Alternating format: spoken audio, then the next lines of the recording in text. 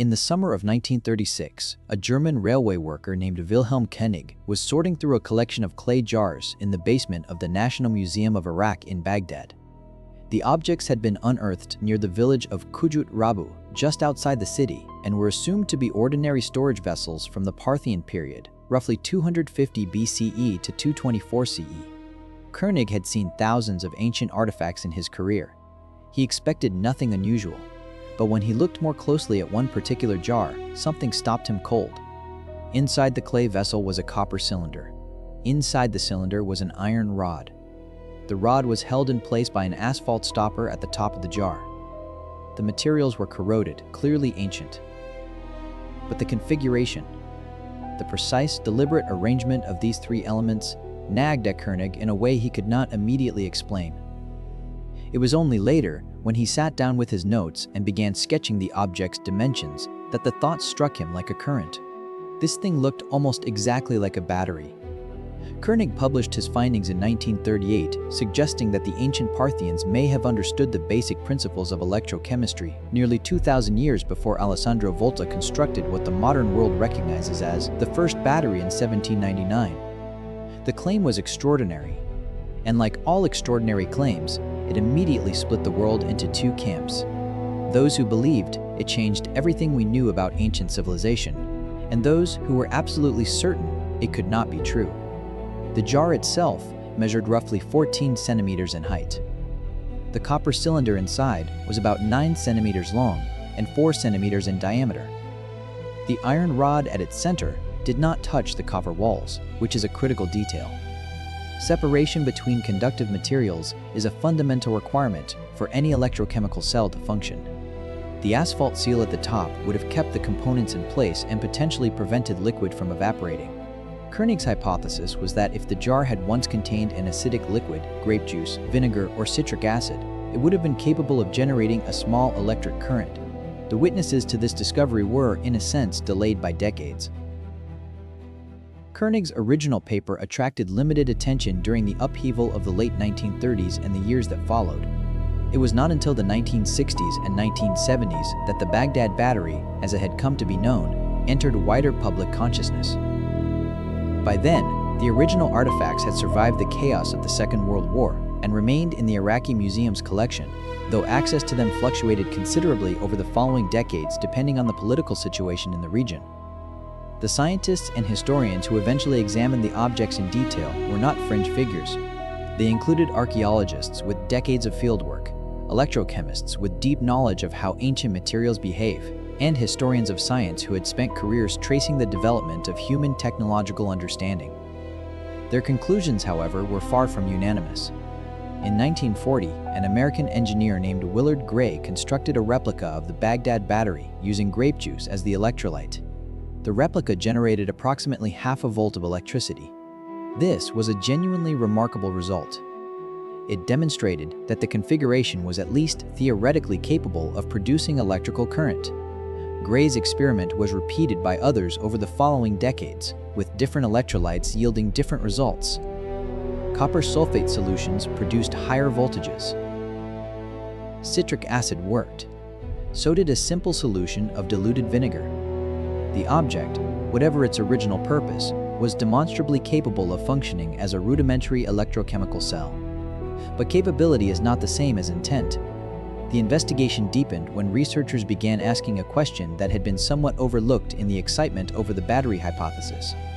What was the object actually found with? Archaeological context is everything in the study of ancient civilizations. An object removed from its surroundings loses a significant portion of its meaning. The Kujut Rabu site where the jars were discovered had yielded other artifacts as well: scrolls, figurines, and objects associated with Parthian religious and administrative life. The jars themselves, in their original context, appeared to have been grouped with materials that suggested ritual or ceremonial use rather than technological application. This is where the story becomes genuinely complicated. Several similar objects were found at other sites across the ancient Near East.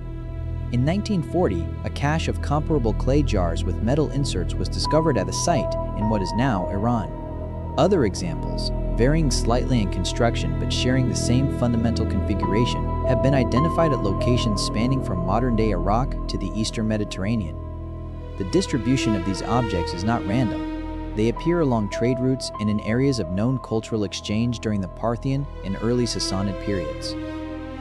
Whether this distribution reflects the spread of a technology or the spread of a ritual practice remains one of the central unresolved questions surrounding these artifacts.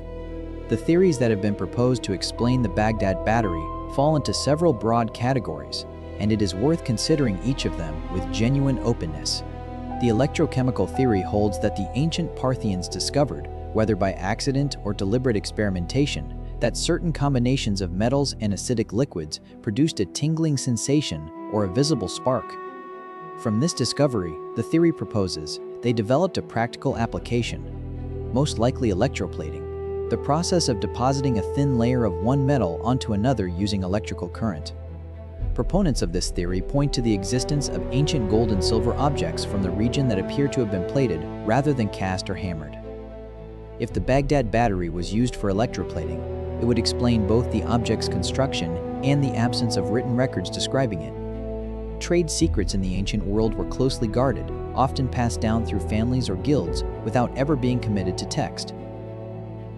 The ritual theory offers a different interpretation entirely. Some researchers have proposed that the jars were used in religious ceremonies, possibly to create a mild electric shock that would be interpreted by worshippers as a divine or supernatural experience.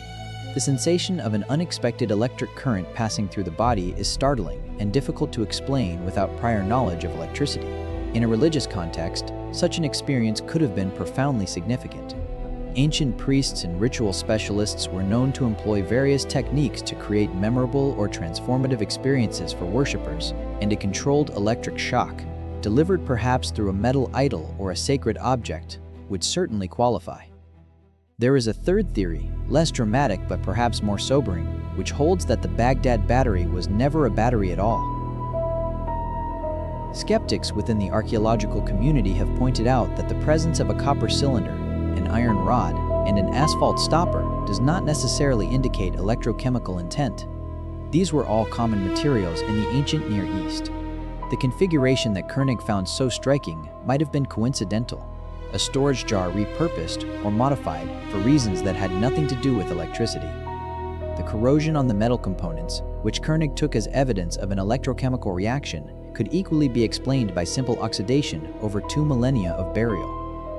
Without organic residue analysis confirming the presence of an acidic liquid inside the original jars, the battery hypothesis rests on inference rather than evidence. And here is where the story takes a turn that even the skeptics find difficult to dismiss entirely. In the 1970s, a German Egyptologist named Arne Eggebrecht conducted a series of experiments that added a new dimension to the debate. Using a replica of the Baghdad Battery filled with grape juice, Eggebrecht claimed to have successfully electroplated a small silver statuette with gold. The process, he reported, required only 18 hours and produced a result visually indistinguishable from ancient gilded objects found in Egyptian collections. If Eggebrecht's experiment was accurate, it suggested not only that the Baghdad Battery could function as an electrochemical cell, but that it could function well enough to be practically useful. However, Eggebrecht's methodology has been questioned. His experiment was not conducted under controlled scientific conditions, and independent researchers who attempted to replicate his specific results found the process considerably more difficult than he had suggested. The debate over his findings has never been fully resolved, which is perhaps fitting for an artifact that has resisted resolution at every turn. What remains most mysterious about the Baghdad Battery is not any single detail, but the cumulative weight of unanswered questions. If these objects were functional batteries, why is there no written record of their use? The ancient Parthians were literate. They kept administrative records, conducted trade across vast distances, and left behind a considerable body of inscriptions and documents. The complete absence of any textual reference to electricity or electrochemical processes in their surviving literature is a significant gap. Proponents of the battery theory suggest that the knowledge may have been deliberately kept secret, or that the relevant texts simply have not survived. Skeptics argue that an absence of evidence is itself a form of evidence.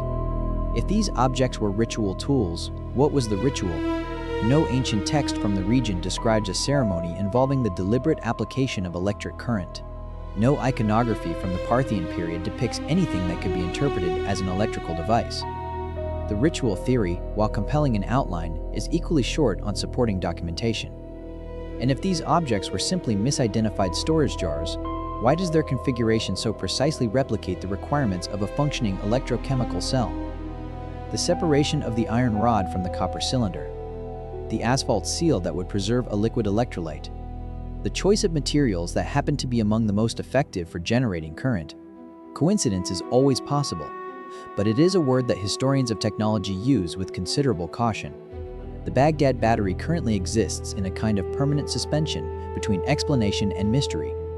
The original artifacts, when last confirmed accessible, remained in the collection of the Iraqi National Museum, a collection that has endured extraordinary disruption over the past several decades. The condition of the artifacts and the extent to which modern analytical techniques have been applied to them is not fully known. Non-destructive chemical analysis could potentially detect traces of acidic residue inside the jars, providing direct evidence for or against the battery hypothesis. Whether such analysis has been conducted and what it may have revealed remains unclear. What König found in that museum basement in 1936 was either one of the most significant overlooked discoveries in the history of human technology, a sophisticated ritual object whose purpose we have entirely misunderstood, or a collection of ordinary clay jars that have spent nearly a century generating a debate they were never meant to inspire. The current, if there ever was one, stopped flowing long ago. But the questions it left behind have never been discharged. If this story made you think differently about what ancient civilizations may have understood about the world, you are not alone. Drop your theory in the comments below. Were these ancient batteries, ritual objects, or something else entirely? If you want to keep exploring the mysteries that history left behind, subscribe and stay close. The next story is one you will not want to miss.